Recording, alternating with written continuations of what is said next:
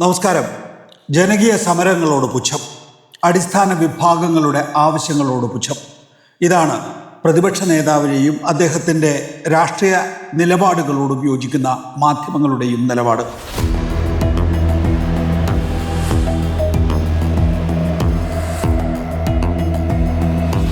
ഈ വിഷയത്തിൽ നമ്മോടൊപ്പം LDF കൺവീനർ TP രാമകൃഷ്ണനാണ്.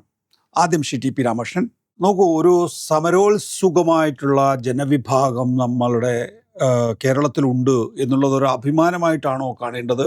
അതോ CVD സതീശൻ പറയുന്നത് പോലെ ഇതിനെ ഒന്ന് നമ്മൾ പുനർവിചിന്തനം നടത്തേണ്ടത്? കാരണം ദേശവ്യാപകമായി പൊതുപണിമുടക്കുണ്ട്, ഈ കേരളത്തിൽ മാത്രമാണ് ആ സമരം ഹർത്താലായി മാറുന്നത് എന്നുള്ളതാണ്. ശരിയാണ്, തൊഴിൽ കോഡുകൾ പിൻവലിക്കുക, തൊഴിലുറപ്പ് പദ്ധതി പുനഃസ്ഥാപിക്കുക തുടങ്ങിയ വളരെ കാലികമായിട്ടുള്ള ആവശ്യങ്ങൾ ഉയർത്തിക്കൊണ്ടാണ് ഈ സമരം നടക്കുന്നതെങ്കിലും ജനജീവിതത്തെ അത് പൂർണ്ണമായും സ്തംഭിപ്പിക്കുമ്പോൾ അതിനകത്ത് ചില പ്രശ്നങ്ങളുണ്ട്. ഗതാഗതം നിലയ്ക്കുമ്പോൾ സാധാരണ ജനങ്ങൾ ബുദ്ധിമുട്ടുന്നു, രോഗികൾ, വിദ്യാർത്ഥികൾ ബുദ്ധിമുട്ട് അനുഭവിക്കുന്നു. നിരവധിയായിട്ടുള്ള പ്രശ്നങ്ങൾ അവർക്ക് ചൂണ്ടിക്കാണിക്കാനുണ്ട്.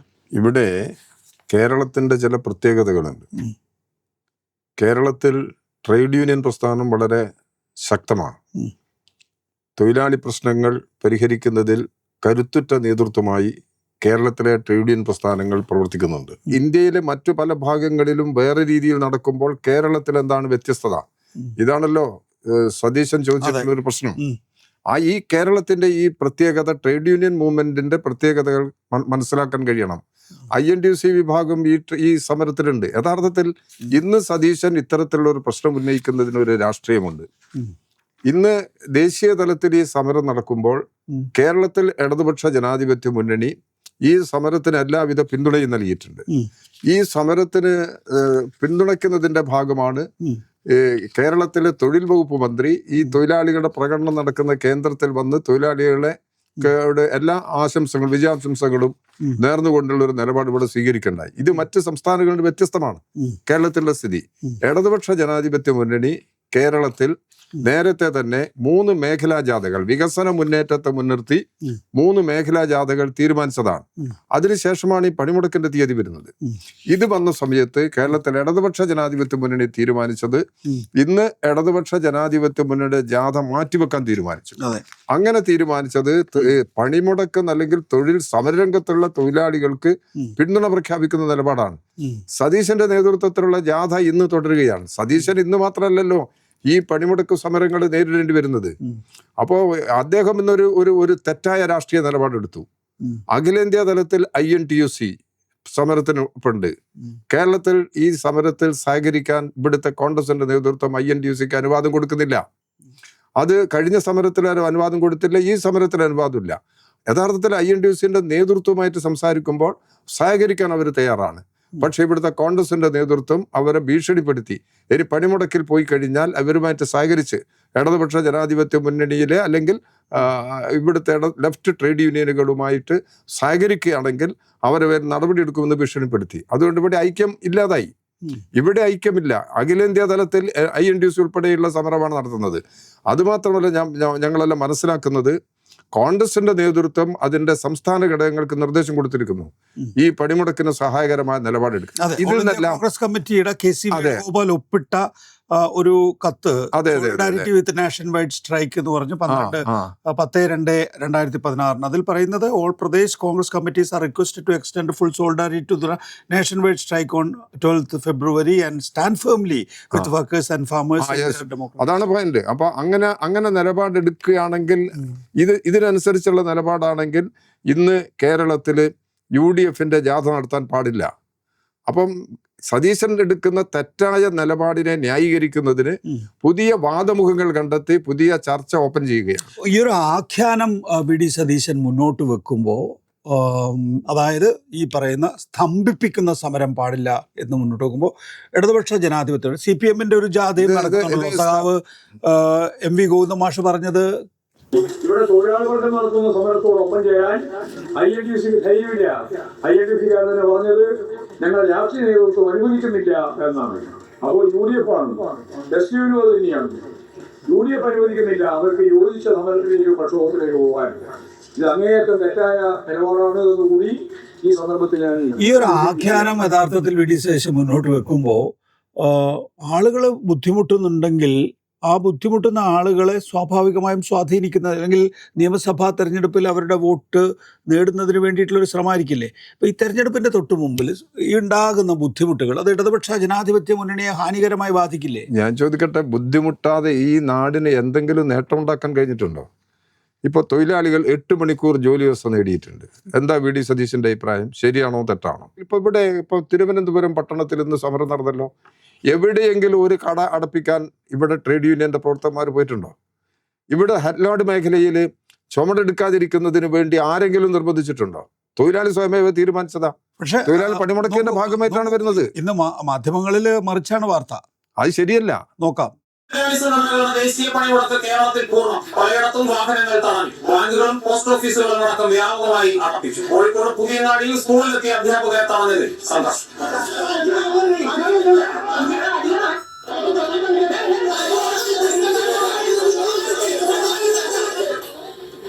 അനിഷ്ട സംഭവങ്ങൾ ഉണ്ടോ എന്ന് മാത്രമാണ് മാധ്യമങ്ങൾ അന്വേഷിച്ചു പോകുന്നതെന്ന കുറ്റപ്പെടുത്തലുമായി CITU സംസ്ഥാന സെക്രട്ടറി എളമരം കരി. ഒരു ചക്ക നുയ്യുമ്പോൾ കുഞ്ഞിയും ചിലപ്പോ അതുപോലെ ഒരു മഹാസമ്മേളനം നടക്കുമ്പോൾ റോഡ് ഗതാഗതം തടസ്സപ്പെട്ടു, ഒരാളുടെ യാത്ര അല്പം മുടങ്ങി, കൽപ്പിച്ചുകൊണ്ട് ചെയ്യണോ? ഇതൊക്കെയാണോ ഒരു സമരത്തെ സംബന്ധിച്ച് എഴുതുമ്പോൾ? അടച്ചിടുന്ന കേരള മോഡൽ എന്നാണ് അതിന്റെ ടൈറ്റിൽ. ഈ ആഖ്യാനമാണ് സൃഷ്ടിക്കപ്പെടുന്നത്. അത് മനോരമയിലും ഇതേ ഹെഡ്ലൈൻ ആയിരിക്കും നാളെ ഉണ്ടാവുക. അതെ. ഇതിലെന്താ പ്രശ്നത്തിന്റെ മെറിറ്റ് പരിഗണിക്കാൻ തയ്യാറാവുന്നില്ല. ഈ 87 മേഖലകളിലെ മിനിമം കൂലി നേടുന്നതിനു വേണ്ടി അതിന്റെ പിന്നിലുണ്ടായിട്ടുള്ള സാഹസം, തൊഴിലാളികൾ സഹിക്കേണ്ടി വന്നിട്ടുള്ള ത്യാഗം, സമരങ്ങൾ, ഇതൊന്നും പരിഗണിക്കപ്പെടണ്ടേ? അതാണ് കേരളത്തിലാണ് ഈ ട്രേഡ് യൂണിയൻ സമരങ്ങൾ ഫലവത്താകുന്നത് എന്ന് പറയുന്നവർ കേരളത്തിലാണ് മിനിമം കൂലി ഉള്ളത് എന്നും കേരളത്തിൽ ഈ മിനിമം കൂലി ഉള്ളത് കൊണ്ട് മറ്റ് സംസ്ഥാനങ്ങളിൽ നിന്നുള്ള ആളുകളൊക്കെ ഇവിടെ വന്ന് തൊഴിൽ ചെയ്യുന്നു എന്നുള്ള യാഥാർത്ഥ്യം മറക്കുകയും ചെയ്യുന്നു. അതെ, അതാണ് സംഭവിക്കുന്നത്. ഇപ്പൊ രാജ്യത്തെല്ലായിടത്തും ഒരുപോലെ ഈ മൂവ്മെന്റ് എല്ലാം ശക്തിപ്പെടുമെന്ന് നമുക്ക് കാണാൻ പറ്റില്ല. രാജ്യത്തിന്റെ പല ഭാഗങ്ങളിലും മൂവ്മെന്റ് ശക്തിപ്പെടുന്നുണ്ട്, അവകാശങ്ങൾ നേടുന്നുണ്ട്. ഈ സംഘടിത വ്യവസായ മേഖലയിലെ ട്രേഡ് യൂണിയൻ മൂവ്മെന്റ് കൂടുതൽ ശക്തിപ്പെടുകയാണ് ചെയ്യുന്നത്. ഇങ്ങനെ ഒരു പ്രത്യേക സാഹചര്യം ഇന്ത്യയിൽ വളർന്നു വരുന്നുണ്ട്. അപ്പം ജനങ്ങൾ, തൊഴിലാളികൾ അനുഭവിച്ചുകൊണ്ടിരിക്കുന്ന ഈ നേട്ടങ്ങൾ ഇല്ലാതാകുമ്പോൾ അവരുടെ ജീവിതമാണ് തകരുന്നത്. ആ ജീവിതം തകരുന്ന സമയത്ത് അവർ പണിമുടക്കുക അല്ലെങ്കിൽ അതുപോലുള്ള പ്രക്ഷോഭങ്ങളിലേക്ക് വരുമ്പോൾ ചിലപ്പോൾ ചില ഒറ്റപ്പെട്ട പ്രശ്നങ്ങൾ ഉണ്ടായേക്കാം. ഒരു ടിപ്പിക്കൽ മാധ്യമ റിപ്പോർട്ടിംഗ് ഉണ്ട്. ഇപ്പോൾ വിദേശികൾ എപ്പോഴും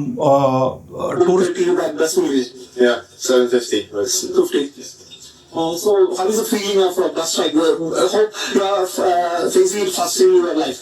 No, I'm French, so there's strikes every 2 weeks in France.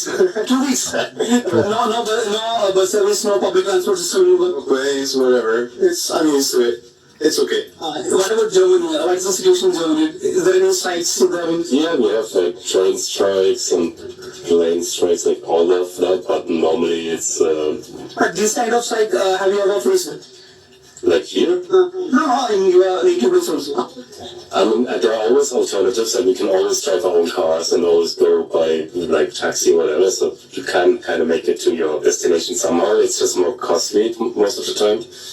You came here to experience God's own country, but you have to face mosquito bite and wait in this bus stand. So ആവശ്യമായ ഒരു പ്രതികരണം അവരിൽ നിന്ന് ലഭിക്കാത്തപ്പോൾ മോസ്കിറ്റോയിലേക്ക് പോയി എന്ന് മാത്രമാണ് അതിനെ കാണേണ്ടത്.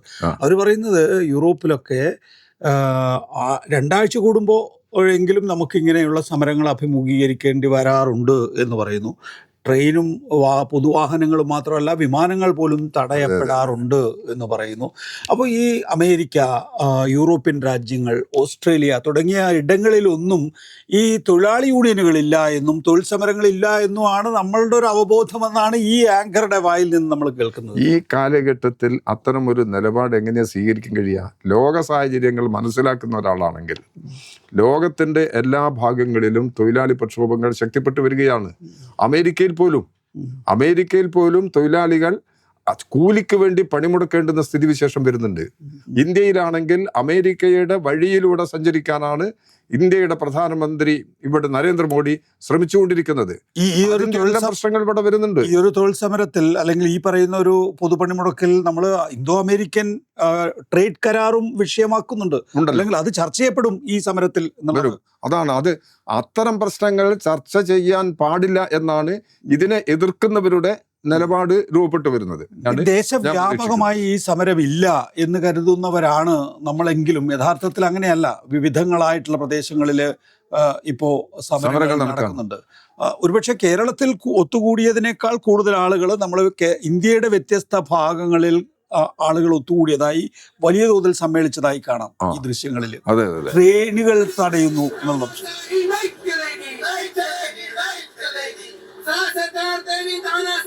ഞങ്ങളിപ്പം ഈ CITUവിന്റെ ഓൾ ഇന്ത്യ സമ്മേളനം ചേർന്നത് ഈ കഴിഞ്ഞ ഏതാനും ദിവസങ്ങൾക്ക് മുമ്പാണ്. വിശാഖപട്ടണത്ത് ചേർന്നു.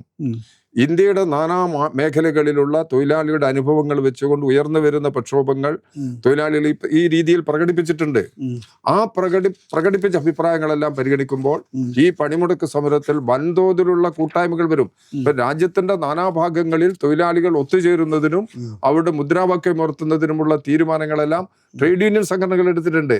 ഇവിടെ CITU മാത്രമല്ല, INTUC, AITUC, HMS അല്ല BMS ഒഴിച്ചുള്ള എല്ലാ ട്രേഡ് യൂണിയൻ സംഘടനകളും ഈ സമരരംഗത്തുണ്ട്. BMS വരാതിരിക്കുന്നതിനൊരു കാരണം അത് അവർ സ്വീകരിക്കുന്ന വർഗീയമായ നിലപാടിന്റെ ഭാഗമാണ്. നോക്കൂ, ഞാൻ ലെഫ്റ്റ് ആണ് എന്നാണ് കേരളത്തിലെ ഒരു ഇടതുപക്ഷാനുഭാവികളുടെ വോട്ട് നേടാൻ വേണ്ടി പ്രതിപക്ഷ നേതാവ് വി ഡി സതീശൻ പറയുന്നത്. എന്നാൽ വി ഡി സതീശൻ ഇത്തരം തൊഴിൽ സമരങ്ങളെ, ന്യായമായ ആവശ്യങ്ങൾക്ക് വേണ്ടിയുള്ള തൊഴിൽ സമരങ്ങളെ എതിർക്കും. ഞാൻ ലെഫ്റ്റാണ്, ഞാൻ റൈറ്റല്ല, ഞാൻ നെഹ്റുവിയൻ ലെഫ്റ്റാണ്. എക്സ്ട്രീം റൈറ്റ് കാണിക്കുന്ന ആളുകളെ കണ്ടാൽ ഞാൻ വിമർശിക്കും. ഞാൻ ഇന്നലെ മുഖ്യമന്ത്രിയോട് വഴക്കിട്ടു നിയമസഭയിൽ. ഞാൻ പറഞ്ഞു, നിങ്ങൾ ലെഫ്റ്റ് അല്ല, പൊളിറ്റിക്സ് ഉണ്ട് ഇതിനകത്ത്, നിങ്ങൾ എക്സ്ട്രീം റൈറ്റ് ആണെന്ന് പറഞ്ഞു. കേരളം ലെഫ്റ്റ് ആയിട്ട് നിൽക്കണം. ലെഫ്റ്റ് എന്ന് പറയുന്ന പ്രോഗ്രസീവ് ആകണം, പ്രോഗ്രസീവ് തിങ്കിങ് ഉണ്ടാവും. ഒരു സിനിമ ഡയലോഗ് ഉണ്ട്, ഞാൻ ഡയലോഗ് പറയുന്നില്ല. എവിടെയെങ്കിലും ഒന്ന് നിൽക്കാനുള്ള ഒരു പറച്ചിലുണ്ടല്ലോ. അല്ല, ഈ സതീശന് എന്റെ ഇത്തരം നിലപാടുകളിലൊന്നും അത്ഭുതപ്പെടാനില്ല. കാരണം വസ്തുനിഷ്ഠമായി പ്രശ്നങ്ങളെ വിശകലനം ചെയ്യാനോ വസ്തുതകളെ സമീപിക്കാനോ അദ്ദേഹത്തിന് ഇപ്പോൾ കുറേ കാലമായിട്ട് കഴിയുന്നില്ല. അദ്ദേഹം ഇല്ലാത്ത നുണ പ്രചരിപ്പിക്കുന്ന നടപടിയിൽ ഇന്ന് മുന്നിൽ നിൽക്കുന്ന ഒരു രാഷ്ട്രീയ നേതാവ് സതീശനാണ്. സതീശൻ പ്രചരിപ്പിക്കുന്ന ഓരോ വിഷയവും എടുത്തു കഴിഞ്ഞാൽ ഇങ്ങനത്തെ നിരവധി പ്രശ്നങ്ങളെ നമുക്ക് മനസ്സിലാക്കാൻ കഴിയും. നെഹ്റുവിയൻ ലെഫ്റ്റ് എന്താ? നെഹ്റുവിയൻ ലെഫ്റ്റ് എന്ന് വ്യാഖ്യാനിക്കുന്നുണ്ടല്ലോ. നെഹ്റുവിയൻ ലെഫ്റ്റില് കോൺഗ്രസ് അനുകൂലിക്കുന്നുണ്ടോ? അനുകൂലിക്കുന്നുണ്ടെങ്കിൽ അവർക്ക് ഈ പൊസിഷൻ എടുക്കാൻ കഴിയും. സാമ്രാജ്യത്വത്തിന് അനുകൂലമായ നിലപാട് അവർ സ്വീകരിക്കുന്നു. സാമ്രാജ്യത്വത്തോട് വിട്ടുവീഴ്ചയില്ലാത്ത സമരം സ്വീകരിക്കുന്ന അത്തരമൊരു നിലപാടിലേക്ക് പോകാൻ ഇവർക്ക് കഴിയുന്നില്ല. ഒരു പ്രശ്നങ്ങളിലും ലെഫ്റ്റിന്റെ നിലപാട് സ്വീകരിക്കാൻ സതീശന് കഴിയുന്നില്ല. സതീശന് നേതൃത്വം കൊടുക്കുന്ന പാർട്ടി കഴിയുന്നില്ല. പിന്നെ പ്രചരണത്തിന് വേണ്ടി ഇതുപോലുള്ള ചില വാക്കുകൾ ചില സമയത്ത് പ്രകടിപ്പിക്കുക, ജനങ്ങളെ പറ്റിക്കുന്നതിന് വേണ്ടി നടത്തുന്ന പ്രചാരവേലയാണ് സതീശനെ സംബന്ധിച്ചിടത്തോളം അദ്ദേഹം നിയമസഭാ തെരഞ്ഞെടുപ്പിന് മുന്നോടിയായി നടത്തുന്ന ജാഥ പൂർത്തീകരിക്കേണ്ടതുണ്ട്. നേരത്തെ സ്കെഡ്യൂൾ ചെയ്ത് ഉണ്ടല്ലേ?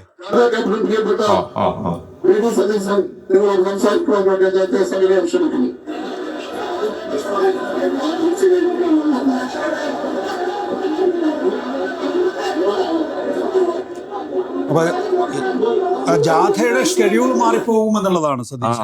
അതെ, പ്രസംഗത്തിന്റെ ഷെഡ്യൂൾ മാറുന്നതിനാണല്ലോ ഈ തർക്കങ്ങളെല്ലാം നടക്കുന്നത്. ഇതാർക്ക് വേണ്ടിയിട്ടാ, എന്തിനു വേണ്ടിയിട്ടാണ് ഈ തർക്കങ്ങൾ? ഇതാണ് അവരുടെ ഇടയിൽ പോലും അവർക്ക് യോജിച്ചു നിൽക്കാൻ കഴിയുന്നില്ല.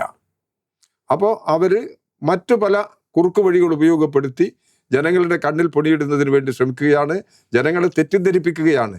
ഈ യാഥാർത്ഥ്യങ്ങൾ ജനങ്ങൾ കാണുന്നില്ലേ? അതിനെന്താ വിശദീകരണം? അപ്പോൾ ഇതെല്ലാം ജനങ്ങളെ പറ്റിക്കുന്നതിന് വേണ്ടി നടത്തുന്ന ശ്രമങ്ങളാണ് എന്നുള്ളത് ജനങ്ങൾക്ക് തിരിച്ചറിയാൻ കഴിയുമെന്ന കാര്യത്തിൽ യാതൊരു. താങ്കളുടെ നാട്ടിലാണ്, കുറ്റ്യാടിയിലാണ്, ഏതാണ്ട് താങ്കളുടെ സമീപ പ്രദേശമാണ് കുറ്റ്യാടി. കുറ്റ്യാടിയിലാണ് ഈ സ്റ്റേജിലെ തിരക്ക് മൂലമുണ്ടായിട്ടുള്ള സ്നേഹത്തള്ളൽ എന്നാണ് അത് ഇന്ന് DCC പ്രസിഡന്റ് പറഞ്ഞ കാര്യമാണ്. അതൊരു ഭയങ്കര സംഭവം തന്നെയാണത്. ഈ കഴിഞ്ഞ തെരഞ്ഞെടുപ്പിൽ തന്നെ യഥാർത്ഥത്തിൽ വടകര പാർലമെന്റ് മണ്ഡലത്തിൽ ഇതുവരെയും അനുഭവപ്പെടാത്തൊരു കാര്യം ഷാഫി രംഗത്ത് വന്നതിന് ശേഷം ആ മണ്ഡലത്തിൽ ഉണ്ടായി. ജനങ്ങളെ വിഭജിച്ചു നിർത്തുകയാണ്. ജനങ്ങളെ വിഭജിച്ച് നിർത്തുന്നതിൻ്റെ ദുരന്തം എത്രയോ വലുതാണ് ആ നാട്ടിലൊരു പുതിയ അനുഭവമാണത്. ഇപ്പോഴുള്ള സതീശന്റെ ജാഥ എടുത്ത് പരിശോധിച്ച് കഴിഞ്ഞാലും ഷാഫി നേരത്തെ പ്രചരണ രംഗത്ത് സ്വീകരിച്ച നിലപാടിൻ്റെ ചില പ്രതിഫലനങ്ങൾ കാണാം. അപ്പം വളരെ അപകടകരമായൊരു സാഹചര്യത്തിലേക്ക് ആ നാടിനെ തള്ളിവിടുന്നതിന് വേണ്ടിയുള്ള വളരെ ബോധപൂർവമായ പരിശ്രമമാണ് നടത്തിക്കൊണ്ടിരിക്കുന്നത്. ജനങ്ങളെ ഭിന്നിപ്പിക്കാനാണ് ശ്രമിക്കുന്നത്. അപ്പം അത് ഷാഫി അവിടെ സ്ഥാനാർത്ഥി ആയത് മുതൽ തുടങ്ങിയിട്ടുള്ള ഒരു പുതിയ രീതിയാണ്. അതിപ്പോൾ അവിടെ ഈ വടകര പാർലമെന്റ് മണ്ഡലത്തിലാണല്ലോ അദ്ദേഹം മത്സരിച്ചത്. അവിടെ വടകര, നാദാപുരം, കുറ്റ്യാടി, പേരാമ്പ്ര ഈ മേഖലകളിലെല്ലാം ജനങ്ങളെ ഇതുപോലെ വിഭജിച്ച് നിർത്തുന്നതിന് വേണ്ടിയുള്ള നീക്കമാണ് ഇവരുടെ ഭാഗത്തു നിന്നുണ്ടായത്. അത് ഗുരുതരമായ പ്രത്യാഘാതം ഉണ്ടാക്കുമല്ലോ. ഗുരുതരമായ പ്രത്യാഘാതം ഉണ്ടാക്കും. ആ നിലപാടിനെതിരായിട്ട് ഇപ്പം ജനങ്ങൾ ചിന്തിച്ചു തുടങ്ങിയിട്ടുണ്ട്. ജനങ്ങൾ വേർതിരിച്ച് മനസ്സിലാക്കാൻ തുടങ്ങിയിട്ടുണ്ട്. യഥാർത്ഥത്തിൽ ഇപ്പം നടത്തുന്ന സതീശന്റെ നേതൃത്വം നടത്തുന്ന ജാഥയിൽ ഇതിൽ നിന്നെല്ലാം വ്യത്യസ്തമായ ഒരു രീതിയാണ് ഇപ്പോൾ അനുഭവപ്പെടുന്നത്. അത് അവർക്ക് സഹിക്കാൻ പറ്റുന്നില്ല. മുല്ലപ്പള്ളി രാമചന്ദ്രൻ സീനിയർ നേതാവ്, മുൻ KPC പ്രസിഡന്റ് വീഴുന്ന ഒരു ദൃശ്യങ്ങളുണ്ട്. പക്ഷെ വീണിട്ടില്ല എന്നാണ് പ്രതിപക്ഷ നേതാവ് പറയുന്നത്. സീറ്റിലേക്ക് ചായുന്നുണ്ട്, ബലമായി സീറ്റിലേക്ക് ചായുന്നുണ്ട്. ഇവിടെ നമ്മൾ കാണേണ്ടുന്ന ഒരു സ്ഥിതിയുണ്ട്. വടകര പാർലമെന്റ് മണ്ഡലത്തിൽ മുല്ലപ്പള്ളി രാമചന്ദ്രൻ മത്സരിച്ച് ജയിച്ച ഒരാളാണ്. അദ്ദേഹം മന്ത്രിയായിട്ടുണ്ട്. കെ മുരളീധരൻ ആ മണ്ഡലത്തിൽ ജയിച്ച് MP ആയി പ്രവർത്തിച്ചിട്ടുള്ള ആളാണ്. ഈ രണ്ട് നേതാക്കളും കോൺഗ്രസിന്റെ ഉന്നതരായ നേതാക്കളാണ്. ഈ രണ്ട് നേതാക്കളും സ്വീകരിക്കാത്ത നിലപാടുകൾ ഇപ്പോൾ ആ മണ്ഡലത്തിൽ ഉണ്ടാകുന്നു. അതിന് നേതൃത്വം കൊടുക്കുന്ന ഇപ്പോഴത്തെ MP ആണ്. എങ്ങനെ സംഭവിക്കുന്നു ഇത്? യഥാർത്ഥത്തിൽ കോൺഗ്രസ് വളരെ ഗൗരവമായ അതാണ്. അത് തന്നെയാണ്.